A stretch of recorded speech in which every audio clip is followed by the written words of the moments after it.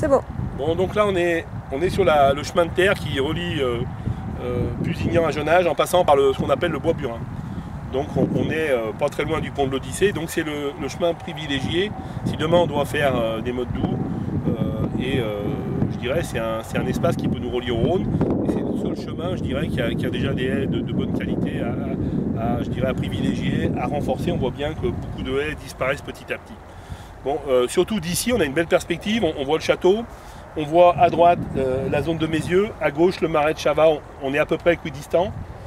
L'espace agricole qui nous entoure fait à peu près 2 km par 3, sans aucune ferme au milieu, c'est-à-dire 600 hectares. Vous avez les serres de Christine qui sont juste derrière, et par le pont on peut accéder également aux libres cueillettes. Donc vous me voyez venir, c'est par ces modes doux, on peut arriver ici très facilement. Alors là, on va parler de biotope. Ici, pour des mesures compensatoires d'un chantier qui est à Corba, nous allons réaliser un espace de 26 hectares avec environ 3 km de haies. Sur ces 26 hectares, il y a à peu près 3-4 hectares qui vont redevenir biotope, et le reste va être séparé entre une prairie de 11 hectares, des cultures vivrières comme vous voyez, des asperges ici, ça c'est les asperges de Christine déjà. Et donc ça va faire une valeur ajoutée au niveau agricole par rapport aux cultures d'avant. On peut considérer qu'on a perdu 20% des surfaces, mais on a grandement amélioré je dirais le revenu de l'agriculteur, car c'est quand même ça qui compte. L'entretien sera fait par l'agriculteur, donc Christine et André, en fait Guillaume Bidon, tout simplement. Et on a une caution de la Caisse des dépôts pendant 30 ans.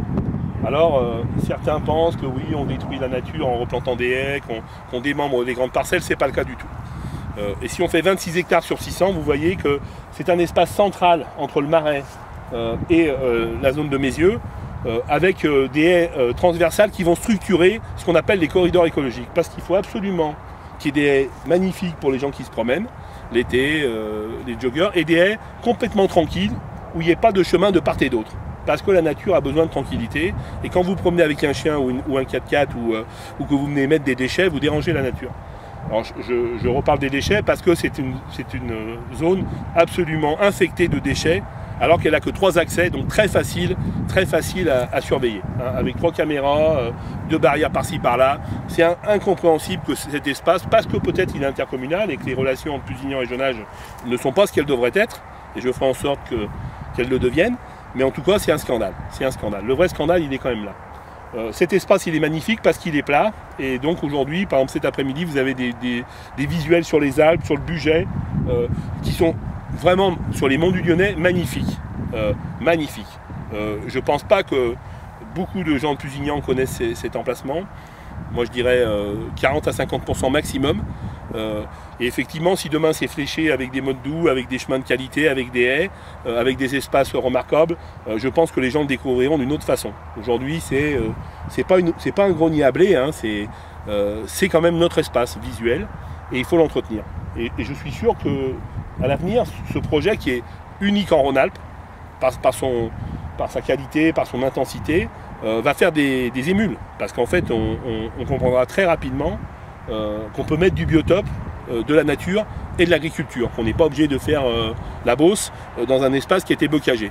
Alors, je l'ai dit, 10 km de haies sur Pusignan, quand on voit tout ce qu'il y a à réparer, c'est absolument insignifiant par rapport à ce qu'il y avait avant. Donc c'est pas ça qui va empêcher le monde agricole de travailler. Et moi je suis pour qu'on sanctuarise ces haies, et même qu'elles redeviennent dans le domaine communal et entretenues par la commune. Parce que c'est évident qu'un agriculteur qui a une haie, qui a des difficultés ou qui n'a pas trop envie, ça ne marche pas. Par contre, une haie qui est sur le domaine communal, si vous faites 10 km par 3 mètres, ça fait que 3 hectares. Bon, 3 hectares sur 1300, je ne pense pas que ça soit ça qui pénalise l'agriculture.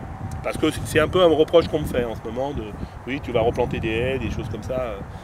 Moi, ça me paraît, vu la proportion, ça me paraît un minimum. Relier des espaces, on a le marais de Chavat au bout, donc on a déjà une pénétration des chevreuils et de certains animaux qui reviennent dans la plaine.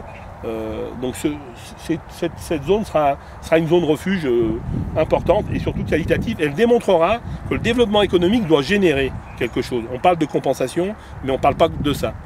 Quand vous amenez une usine, le plus important c'est l'emploi. Après on peut parler de taxes, mais ce n'est pas le plus important, même si c'est souvent la raison pour laquelle la commune accepte une usine. ou une implantation comme Amazon par exemple. C'est souvent ça qui fait basculer. Ici c'est un espace bicommunal, hein, tricommunal.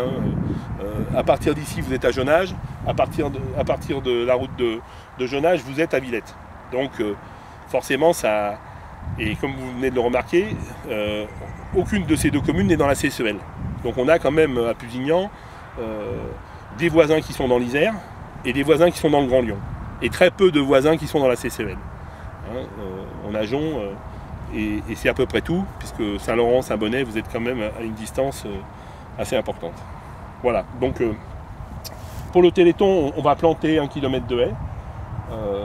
Voilà, donc ça sera fait quand ce site sera fait. On a des espèces absolument étudiées. Hein, ce sont des arbustes, je dirais, pour la faune.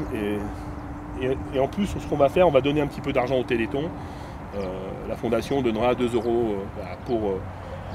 c'est pour faire découvrir ce site, parce que je considère que ce site doit être vu, je dirais, dans un état positif. Parce que si ici, à côté, vous avez un propriétaire qui ne laisse plus ses terres à l'agriculture, voilà, qui habite sur des signes.